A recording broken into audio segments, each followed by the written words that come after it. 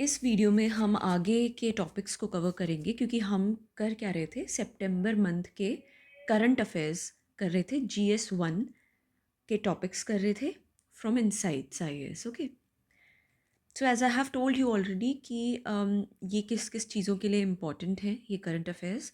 और इस वीडियो में भी मैं आपको ये बताते चलूँगी कि कौन सी चीज़ किस चीज़ के लिए ज़्यादा इम्पॉर्टेंट है। ओके, सो नेक्स्ट टॉपिक हम जो GS1 का कर रहे हैं, that is from population and associated issues, poverty and developmental issues. मुझे इनसाइट्स IAS का ये बहुत अच्छा लगता है कि ये हर चीज़ को बताते हुए बता देते हैं कि ये किस चीज़ का टॉपिक है, किस चीज़ के लिए क्या है। ओके, सो नेक्स्ट टॉपिक और the first topic for this video is ageing and health burden in India. देखो, ये मैंने पूरा पढ़ा, इसमें मुझे ज़्यादा इम्पोर्टेंट कुछ नहीं लगा। इससे रिलेटेड आर्टिकल्स आगे और आएंगे, ठीक है, तो हम उसमें कवर कर लेंगे इसको। So this is not important. Next topic है इसमें loneliness and India's working young. ठीक है, ये अर्बनाइजेशन प्रॉब्लम्स एंड रेमेडीज़ के ऊपर है। इसमें क्या कहा है कि जो लोनलीनेस है ना इंडिया के यूथ के अंदर, वो एक कॉरपोरेट डिजीज़ है। It is the biggest corporate disease. ठीक है, और जब हम ये कहते हैं कि इंडिया का जो वर्किंग यंग है, ओके, ये वाला इंडियाज़ वर्किंग यंग, वो कौन से ईयर्स को माना गया है? 25 से 35 साल के लोगों को, 25 to 35 ईयर्स ऑफ एज जिनकी है, वो है इंडियाज़ वर्किंग यंग। ठीक है, और ये लोनलीनेस होता किस वजह से है? Because of urban migration. लोग जो हैं गाँव से, रूरल एरियाज से शहर में आते हैं बिकॉज शहरों में काम ज़्यादा मिलता है, right? And work party culture. ठीक है, इस वजह से ये जो लोनलीनेस है, ये चीज़ यंग बच्चों में, यंग लोगों में बहुत देखी गई है। ये है क्या चीज़ loneliness? It is a condition of social isolation and emotional detachment. Society से खुद को आइसोलेट कर लेना, आसपास के लोगों से आइसोलेट कर लेना। ठीक है, जैसे हम जहाँ रह रहे होते हैं, ठीक है, वहाँ पे आसपास जो लोग रह रहे हैं नेबरहुड में, उनसे ज़्यादा मेल मिलाप नहीं करना, उनसे ज़्यादा बातें बातें नहीं करना, अपने काम से काम रखना, दैट इज़ सोशल आइसोलेशन। ज़्यादा बड़ा फ्रेंड्स का ग्रुप नहीं होना, इमोशनल डिटैचमेंट होना। तो ये क्या है? इसकी वजह से लोनलीनेस फील होती है यंग लोगों को बहुत ज़्यादा। ठीक है, और ऐसा भी नहीं है कि लोग जो हैं, ये जो यंग पीपल हैं, they are not surrounded by people in work places या जहाँ वो रह रहे हैं। हमारे आसपास बहुत लोग होते हैं, हमारे वर्क प्लेसेस में, घरों के आसपास, पर फिर भी हम उनसे बात नहीं करते, हमें उनसे मतलब नहीं रखते, हम उनसे अपने काम से काम रखते हैं। इसकी वजह से this all leads to loneliness. ठीक है, एंड जो देखा गया है ना, ये new age urban groups centers, जैसे कि बड़े बड़े जो मेट्रो शहर हैं, बैंगलोर, गुड़गांव, गुरुग्राम, पुणे, हैदराबाद, चेन्नई, दिल्ली, ऐसी जगहों पर ज़्यादा है। ठीक है, क्योंकि यहाँ क्या है कि लोग अपने काम की टेंशन ज़्यादा लेते हैं एंड खुद को सोसाइटी से आइसोलेट कर लेते हैं। अभी जो डेटा एंड स्टैट्स है ना, this is important for essay and answer writing. ठीक है, सर्वे ऑफ 14 फर्म्स, 14 फर्म्स का सर्वे हुआ, उसमें क्या पता चला? 56% यंग पीपल जो 25 से 35 साल की एज ग्रुप में आते हैं, वो ओपनली ये कहते हैं कि हाँ भाई, हमें लोनलीनेस फील होती है। 56%। 23% फील करते हैं पर मना कर देते हैं कि ठीक है, हाँ होगा, ऐसी इतनी बड़ी भी कोई प्रॉब्लम नहीं है। ठीक है, एंड 21% क्लेम नॉट लोनली। झूठ बोल रहे हैं वो लोग या फिर उन्होंने सोसाइटी से आइसोलेट नहीं किया होगा, उनका अपना वो काम और वर्क लाइफ बैलेंस जो होता है ना, वो leisure time and work time दोनों को बैलेंस करके चलते होंगे। But see, this percentage is very less. ठीक है, जेंडर डिवाइड में हमने क्या देखा? 64% of women versus 36% men acknowledge loneliness. 64% women कहती हैं कि हाँ हमें लोनलीनेस है, और सिर्फ 36% मेन कहते हैं। तो मेन जो हैं उनको इतना लोनलीनेस फील नहीं होता है। Then more acute among migrants in 25 to 35 age group. ये जो है ये लोनलीनेस ये इस एज ग्रुप में ज़्यादा है। ठीक है, कॉजेज़ ऑफ लोनलीनेस, ये होता क्यों है? सबसे पहला पॉइंट है कि अर्बन माइग्रेशन एंड डिसलोकेशन। लोग जो है अपने गांव वगैरह से शहर में आते हैं काम करने के लिए, तो पूरी फैमिली को तो नहीं लाते होंगे। ठीक है, फैमिली गांव वगैरह में ही होगी या किसी और जगह पे होगी, लेकिन आते अकेले हैं। अब वो अकेले आके यहाँ पर अपने वर्क लाइफ बैलेंस को ठीक से बैलेंस नहीं कर पाते हैं, सारा टाइम स्ट्रेस रहता है काम का। तो ये क्या पॉइंट बना इसका कि ये अर्बन माइग्रेशन एंड डिसलोकेशन की वजह से भी, ये भी एक रीज़न है। Next reason is work sleep party routine. लोगों के पास काम करने का मतलब इतना ज़्यादा स्ट्रेस होता है कि ना उनकी नींद पूरी होती है। अब उसके बाद अगर उनको थोड़ा टाइम मिलता है तो दे गो फॉर पार्टी। ठीक है, पार्टीज़ करते हैं, उसके बाद अगले दिन ऑफिस जाना है, तो एक बैलेंस नहीं है इस चीज़ में। ठीक है, वर्क स्लीप पार्टी, इसका कोई बैलेंस नहीं है, ये इसका कोई ठीक रूटीन नहीं है। Then erosion of traditional bonds, जो weakening of kinship, neighbourhood ties, ये तो बहुत ज़्यादा है। हम अपने आसपास लोगों से ज़्यादा बातचीत ही नहीं करते हैं, उनसे ज़्यादा मतलब ही नहीं रखते हैं। लोकल कम्युनिटी में हम रहते हैं बट उनसे कोई मतलब नहीं रखते हैं। ठीक है, तो इससे क्या है ये, this is erosion of traditional bonds. Technology and virtual substitutes. See, dating apps बहुत ज़्यादा, टिंडर, हिंज, बम्बल एंड पता नहीं और कौन कौन सी हैं, बट बहुत सारी हैं। ठीक है, लोग इन पे ज़्यादा टाइम अपना स्पेंड करते हैं। Speed dating, social mixers replace organic friendships. हाँ ठीक है, ये जो एप्स हैं, नेटवर्क्स हैं, सोशल मीडिया है, ये सब चीज़ें ऑर्गेनिक फ्रेंडशिप्स को बिल्कुल ख़त्म कर रही हैं। Then next point is individualism and aspirations. लोगों को टेंशन किस चीज़ की है? मुझे बहुत पैसा कमाना है, मुझे अपने करियर बनाना है, मुझे इसके लिए ये करना है, मुझे वो करना है। अपनी सेल्फ इमेज को अच्छा करना है। इन सब चीज़ों के चक्कर में जो रिलेशनशिप्स हैं, दोस्ती है या कोई और अपने रिलेशंस हैं, फैमिली वाले, कई बार हम क्या देखते हैं कि जब कोई इंसान अपने घर को छोड़ के शहर में आता है ना काम करने के लिए, तो वो अपने फैमिली वालों से भी कई बार होता है कि बहुत कम बात कर पाता है, बिकॉज़ काम करना है, पैसा कमाना है, करियर पे फोकस करना है, ये सब चीज़ें उसके दिमाग में ज़्यादा चल रही होती हैं। तो ये जो बाकी ये जो ऑर्गेनिक रिलेशनशिप्स होते हैं उन पे वो ज़्यादा ध्यान नहीं देता। ठीक है, तो ये पॉइंट्स थे ऊपर कि ये होता किस लिए loneliness feel. Then effects of loneliness, इससे असर क्या होता है? अगर आप लोनलीनेस आपको फील हो रही है तो उससे असर क्या होता है? मेंटल हेल्थ, डिप्रेशन बहुत होता है, एंग्जाइटी बहुत होती है, इमोशनल एम्प्टीनेस, ये होते हैं। ठीक है, नेक्स्ट ये वाला पॉइंट तो इट्स नॉट इम्पॉर्टेंट, इसलिए मैंने हटा दिया। सो मेंटल हेल्थ हमारी ख़राब हो जाती है, हमें एंग्जाइटी, डिप्रेशन, इमोशनली थोड़ा अनस्टेबल या एम्प्टीनेस फील होता है। ठीक है, next point is weakening of social capital. हम अपने नेबरहुड से, अपनी कम्युनिटी लाइफ से खुद को विदड्रॉ कर लेते हैं, वहाँ से ज़्यादा मतलब नहीं रखते हैं।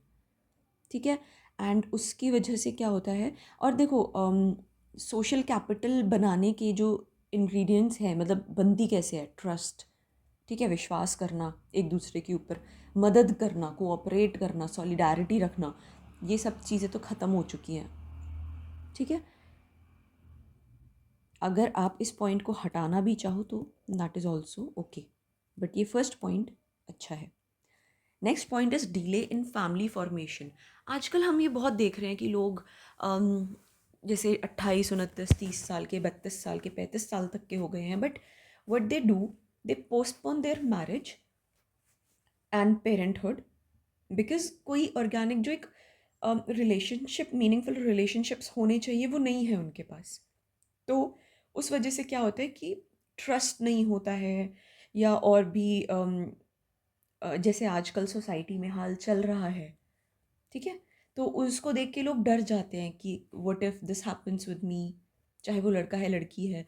तो what they do is they postpone there marriage and वो डरे ही रहते हैं कि शादी नहीं करेंगे हम, ठीक है। तो डिले इन फैमिली फॉर्मेशन, और इसकी वजह से डेमोग्राफिक बैलेंस डिसरप्ट हो रहा है, ठीक है।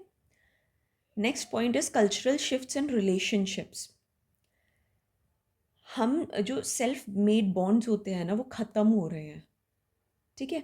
अरेंज्ड मैरिजेस अब ज़्यादा आ रही हैं क्योंकि हमारे पास हमारी कोई पसंद ही नहीं है, क्योंकि हम डरे हुए लोग हैं अब, ठीक है। तो वो चीज़ सेल्फ मेड बॉन्ड्स जो हैं वो ख़त्म या वीक हो चुके हैं। तो इस वजह से what we go for is arranged marriages, ठीक है। कल वर्क प्लेस प्रोडक्टिविटी लॉस, जो जब एम्प्लॉयज़ जो हैं वो लोनली फील कर रहे होते हैं ना, तो वो जल्दी फ्रस्ट्रेट हो जाते हैं, जल्दी चीज़ों से इरिटेट होने लग जाते हैं, वो बर्न आउट जल्दी हो जाते हैं। एंड वो कई बार तो अपना वर्क फोर्स में वर्क फ्रॉम होम करना ज़्यादा प्रेफर करते हैं, ठीक है। And high attrition is also seen, कि वो खुद को उस चीज़ से निकालने की कोशिश करते हैं, बट उसकी वजह से क्या होता है, वर्क प्लेस प्रोडक्टिविटी लॉस, हम अच्छे से काम ही नहीं कर पाते। Then next is way ahead, कि करना क्या चाहिए। First point is sociological interventions, अपने नेबरहुड वालों से बातचीत करो, ठीक है। नेबरहुड एसोसिएशंस बनाओ, ये देखो यहाँ पर है, ठीक है, ये बनाओ। कम्युनिटी नेटवर्क्स पर काम करो, ठीक है। सोसाइटी के साथ मिलो, बातचीत करो। नेक्स्ट रीज़न है डिले इन फैमिली फॉर्मेशन। लोग आजकल अपनी शादी को ही पोस्टपोन करते रहते हैं कि अभी नहीं, पहले इतना पैसा कमा लें, करियर में सेट हो जाएं, उसके बाद शादी करेंगे। What does that lead to? It leads to delay in family formation, and उसकी वजह से डेमोग्राफिक बैलेंस डिसरप्ट हो जाता है, ठीक है। नेक्स्ट रीज़न है कल्चरल शिफ्ट्स एंड रिलेशनशिप्स। जो सेल्फ मेड बॉन्ड्स होते हैं ना, वो बहुत या तो ख़त्म हो चुके हैं या बहुत कमज़ोर हो गए हैं, बहुत वीक हो गए हैं। इसलिए आज के टाइम पे अगर कोई शादी करने को राज़ी होता है तो वो अरेंज मैरिज करने को राज़ी हो जाता है, बिकॉज़ लव मैरिज के लिए जो सेल्फ मेड बॉन्ड्स होते हैं वो है ही नहीं या बहुत वीक हैं, ओके। नेक्स्ट रीज़न है वर्क प्लेस प्रोडक्टिविटी लॉस। जो इंसान या जो एम्प्लॉई लोनली फील कर रहा है वो बहुत जल्दी फ्रस्ट्रेट इरिटेट हो जाएगा, एंड बर्नआउट जल्दी होगा, एंड हाई एट्रिशन रेट होगा उसका, वो हर चीज़ से खुद को दूर करना चाहेगा, ठीक है। तो उसकी वजह से क्या होगा, वर्क प्लेस पर प्रोडक्टिविटी लॉस, तुम ठीक से काम ही नहीं कर पाओगे। Next, way ahead. अब ये सब है, लेकिन करना क्या चाहिए फिर इसको ख़त्म करने के लिए? सोशियोलॉजिकल इंटरवेंशंस, कम्युनिटी नेटवर्क्स बनाओ, नेबरहुड एसोसिएशंस बनाओ, लोगों से बातचीत करो, ये सब चीज़ों में अपना और अपना वर्क लाइफ बैलेंस, जो वर्क लेजर बैलेंस जो होता है उसको मेंटेन करो, ठीक है। Next, work place reforms. Work places पर जो सोशल बॉन्डिंग होती है, हेल्थ मेंटल हेल्थ प्रोग्राम्स होते हैं, ये सब चीज़ें होनी चाहिए, पॉलिसीज़ ऐसी होनी चाहिए, और वर्क लाइफ का बैलेंस करना आपको आना चाहिए, ठीक है। नेक्स्ट है डिजिटल मॉडरेशन। आजकल डेटिंग ऐप, सोशल मीडिया वगैरह पर बहुत ज़्यादा डिपेंडेंट हैं लोग, उस ओवर डिपेंडेंस को कम करना है, रेगुलेट करना ज़रूरी है। Next is cultural anchoring. आजकल हम क्या देखते हैं ना, लोग अपने फैमिली से बहुत दूर आ जाते हैं काम ढूंढने के लिए, काम करने के लिए, एंड फिर कुछ फेस्टिवल्स होते हैं तो कई लोग ऐसे होते हैं जो अपनी फैमिली के पास वापस नहीं जाते फेस्टिवल्स पर, ठीक है। ये सब चीज़ें नहीं होनी चाहिए। अपने रिचुअल्स, अपने एथनिसिटी, अपने कल्चर ट्रेडिशन से जुड़ा जुड़ा रहना आज के टाइम में भी बहुत ज़रूरी है। नेक्स्ट है पॉलिसी सपोर्ट। अर्बन प्लानिंग के लिए जो पॉलिसीज़ होती हैं वो अच्छी होनी चाहिए, रिक्रिएशनल स्पेसेस होने चाहिए, यूथ क्लब्स होने चाहिए, सपोर्ट सिस्टम्स फॉर माइग्रेंट्स होने चाहिए। तो बेसिकली इसका ये मतलब है, अर्बन प्लानिंग के लिए पॉलिसी अच्छी होनी चाहिए। कंक्लूजन, मैंने ये रेड से मार्क किया है, ये एसे और आंसर राइटिंग दोनों के लिए बहुत ज़रूरी है, और एसए के लिए थोड़ी ज़्यादा। ठीक है, जो आजकल हम लोनलीनेस देखते हैं इंडिया के लोगों के अंदर, वो कोई इंडिविजुअल प्रॉब्लम नहीं है, that is a sociological problem जो होती किस वजह से है, urban rapid urbanisation, migration and modern work culture की वजह से। आजकल हम इंडिया में देखते हैं लोग सुबह से रात तक काम कर रहे होते हैं, घर आते हैं, फिर खाना खा के फिर वो काम में लग जाते हैं। इतना स्ट्रेसफुल इन्वायरमेंट होता है लोगों के लिए, वो ठीक नहीं है। ठीक है, क्योंकि उनको फिर टाइम ही नहीं मिलता कुछ और करने के लिए। देन हमें इस चीज़ को एड्रेस करने के लिए ज़रूरी क्या है, कम्युनिटी बॉन्ड्स को स्ट्रेंथन करना बहुत ज़रूरी है। वर्क प्लेस के अंदर जो पॉलिसीज़ होते हैं उनको अच्छा करना ज़रूरी है। ठीक है, एंड बैलेंस करना ज़रूरी है इंडिविजुअलिज्म को सोशल सॉलिडारिटी के साथ, खुद को सोसाइटी के साथ जोड़ना भी बहुत ज़रूरी है। ठीक है, एंड वो सोसाइटी जो कि रिलेशनशिप्स को नर्चर करती है along side growth. Growth here मतलब करियर, हम इस चीज़ को ये कह सकते हैं, जो सोसाइटी, जिस सोसाइटी के अंदर एक इंसान ग्रोथ या करियर और खुद को मतलब खुद को इन द खुद को मतलब सोसाइटी को और अपने करियर को साथ लेकर चलता है, वो उस सोसाइटी में वो सोसाइटी बहुत अच्छी होती है, उस सोसाइटी में ग्रोथ बहुत अच्छी पाई जाती है। It ensures well being of its citizens. Okay, और इसमें नेक्स्ट टॉपिक है building climate resilient cities in India. 2070 तक ऐसा बोला जा रहा है कि इंडिया के अंदर के जो शहर है ना, they will house nearly 1 billion people. ठीक है, और उसकी वजह से क्या होगा, flooding, heat wave, cyclone, earthquakes वगैरह जो नेचुरल कैलामिटीज़ है ना, वो आएंगी और ज़्यादा। ठीक है, करंट स्टेटस क्या है अर्बन सिटीज़ का एंड क्लाइमेट वल्नरेबिलिटीज़ का। पहला है फ्लडिंग। फ्लडिंग हम देखते हैं सबसे ज़्यादा शहर के एरियाज़ में होती है। क्यों होती है? Because of unchecked urbanisation. लोग आके सिर्फ घर बना रहे हैं, सेटल हो रहे हैं, हर जगह को घर ही घर हैं, और लेकिन जो खाली एरियाज़ होते हैं ना, जैसे ग्रीनरी वगैरह के लिए, वो बहुत कम होते जा रहे हैं। पुअर ड्रेनेज सिस्टम है। ठीक है, ये बहुत बड़ा रीज़न है फ्लडिंग के लिए। नेक्स्ट पॉइंट है एक्सट्रीम हीट। शहरों के अंदर जो कंक्रीट से घर बने हुए होते हैं, वो हीट को बहुत जल्दी ट्रैप कर लेते हैं।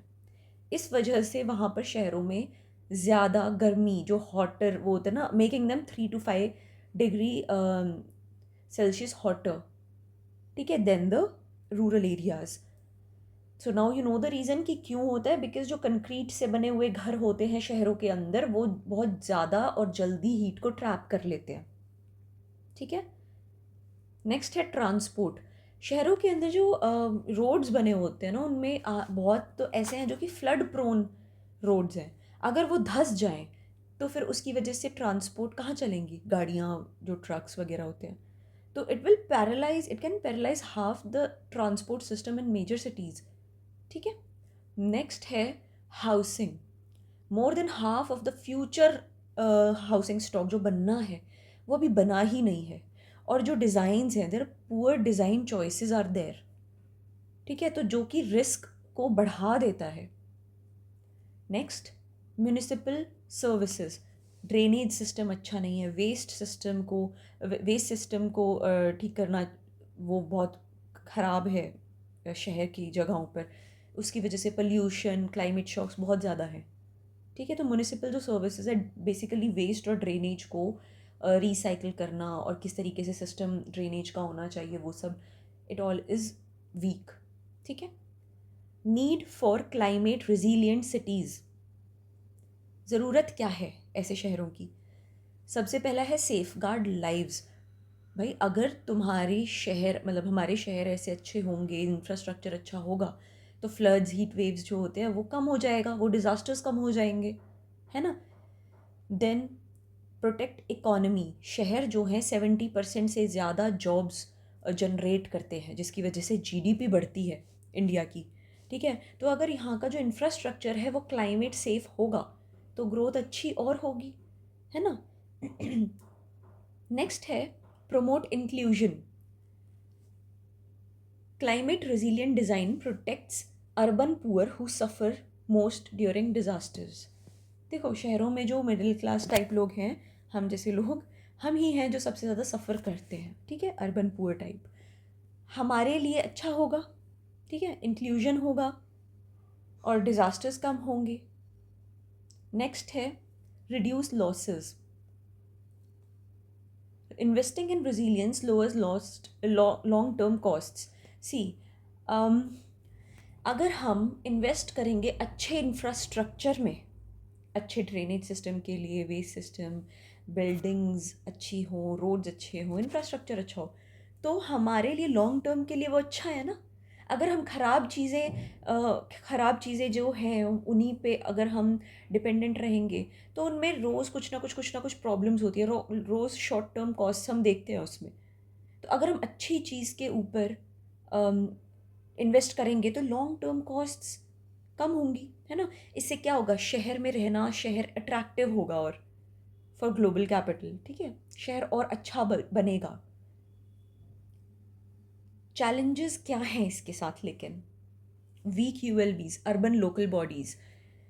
जो अर्बन लोकल बॉडीज़ हैं ना, उनमें स्टाफ, फंड्स, एक्सपर्टीज़, हर चीज़ की कमी है, ठीक है।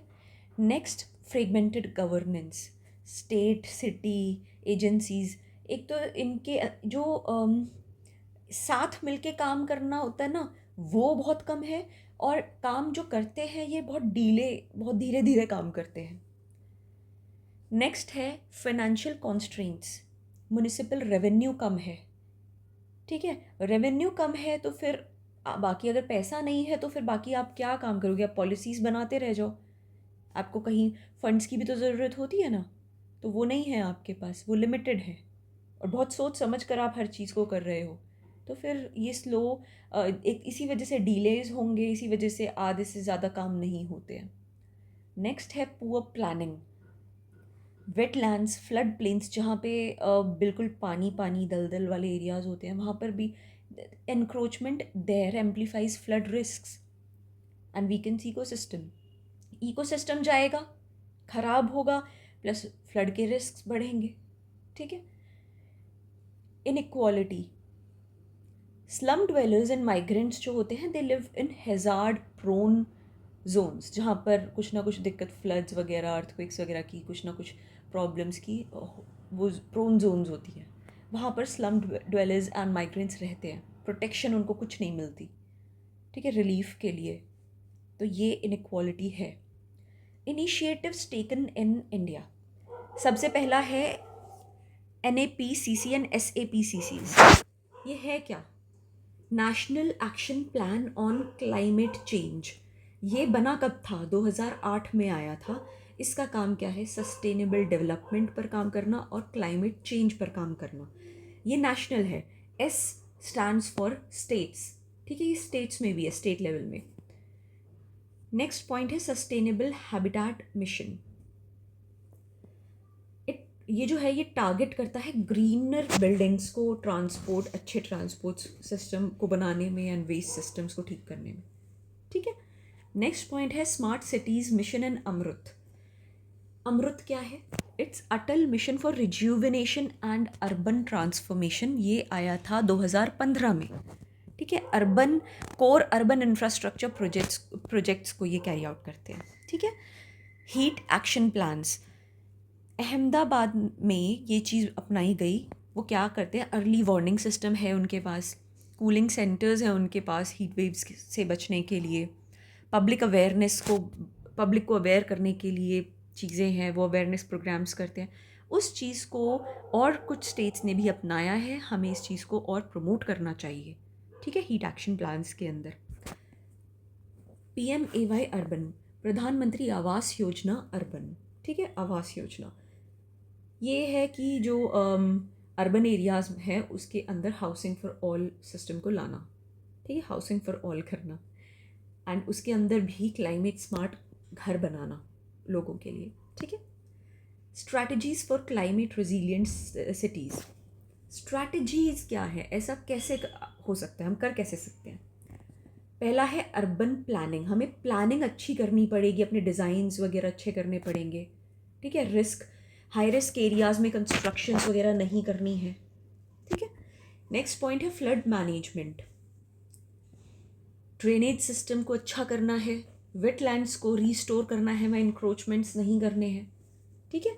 फ्लड वार्निंग सिस्टम्स अच्छे वाले लाने हैं। नेक्स्ट पॉइंट है हीट रेजिलियंस, इसके अंदर क्या करना है, हमें पेड़ पौधे और लगाने हैं, ट्री कैनपीज बढ़ाने हैं, कोरल रूफ्स बढ़ाने हैं, कॉरिडोर्स बढ़ाने हैं, ग्रीन कॉरिडोर्स आप कह सकते हो, वो सब करना है। बेसिकली हमें ग्रीनरी बढ़ानी है, जितने ज़्यादा हमारे पास पेड़ होंगे ना उतना ज़्यादा हम हीट से बचे रहेंगे, उतना, क्योंकि वो एब्जॉर्ब होगा, ठीक है, वो ट्रीज़ हमें बचाएंगी इतनी गर्मी से। ट्रांसपोर्ट, जो रोड्स हैं वो अच्छी होनी चाहिए, ठीक है। फ्लड प्रोन होती हैं बहुत सारी रोड्स, उनको ठीक होना चाहिए, उनको फ्लड प्रोन नहीं होना चाहिए। और जहाँ एरियाज़ हैं जहाँ पर फ्लड प्रोन एरियाज़ हैं बहुत ज़्यादा, वहाँ पर रोड्स वगैरह अच्छे और बनाने चाहिए, और अच्छे मतलब उस हिसाब से बनाने चाहिए, ठीक है, ताकि वो सबमर्ज ना हो और ट्रांसपोर्ट सिस्टम मतलब रुके ना, ठीक है। म्यूनिसिपल सर्विस, हमने पढ़ा था कि म्यूनिसिपल सर्विसेज ख़राब हैं, वेस्ट सिस्टम को अपग्रेड करना है अच्छे से, ड्रेनेज सिस्टम, सैनिटेशन नेटवर्क्स अच्छे होने चाहिए, ठीक है। फाइनेंस एंड पार्टनरशिप्स, हमें ट्रिपल पीस के थ्रू फंड्स को मोबिलाइज करना चाहिए। ट्रिपल पीस क्या है, पब्लिक प्राइवेट पार्टनरशिप्स सिस्टम के थ्रू, ठीक है। हमें हर पब्लिक प्राइवेट दोनों को हमें पार्टनरशिप्स पे जो जहाँ सही रहेगा उस हिसाब से हमें वो उनको पार्टिसिपेशन देना चाहिए। ग्रीन बॉन्ड्स पर काम करना चाहिए, क्लाइमेट फंड्स पर काम करना चाहिए, ठीक है। कैपेसिटी बिल्डिंग, जो यूएलबी है, अर्बन लोकल बॉडीज़ का जो स्टाफ है उसको ट्रेन करना चाहिए। जीआईएस एआई रिस्क मैपिंग होनी चाहिए, GIS is graphic information system, ठीक है। एंड इंस्टीट्यूशनल रेजिलियंस को इन्हांस करना चाहिए लोकल लेवल्स पर, ठीक है। कैपेसिटी अपनी बिल्ड करनी है हमें। कंक्लूजन, अगेन एसे राइटिंग और आंसर राइटिंग दोनों के लिए ज़रूरी है ये, ठीक है, बट एसे राइटिंग के लिए थोड़ा ज़्यादा होता है। India's urban future depends on how well cities adapt to climate uncertainties. हमें अगर पता है कि आगे क्या हो सकता है, हम उस चीज़ के लिए खुद को कैसे रेडी करते हैं आज, उस चीज़ को प्रिवेंटिव एक्शंस पॉलिसीज़ हम आज कैसे बनाते हैं, क्या हम करते हैं आज उसको आगे वाली प्रॉब्लम से बचने के लिए, क्लाइमेट प्रॉब्लम से बचने के लिए, ठीक है। It all depends upon that. Climate resilient planning is not just about disaster management, ठीक है। हम जब क्लाइमेट रेजिलिएंट प्लानिंग कर रहे होते हैं उसमें सिर्फ हमें डिज़ास्टर को कैसे मैनेज कर सकते हैं सिर्फ उस पर ध्यान नहीं देना है, हमें उसके साथ साथ sustainable economic growth, social equity and ecological balance, हर चीज़ पर ध्यान देना है, ठीक है। The window for action is narrow, the time to build resilience is now, ये बहुत अच्छी लाइन है। The window for action is narrow, the time to build resilience is now, okay. ये लाइन अगर आप एसे के अंदर यूज़ करते हैं तो बहुत अच्छा है, ओके। सो आज हम ने सिर्फ इतने टॉपिक्स करेंगे, आगे आने वाली वीडियोस में हम स्टार्ट करेंगे with facts for prelims GS1, okay. Thank you.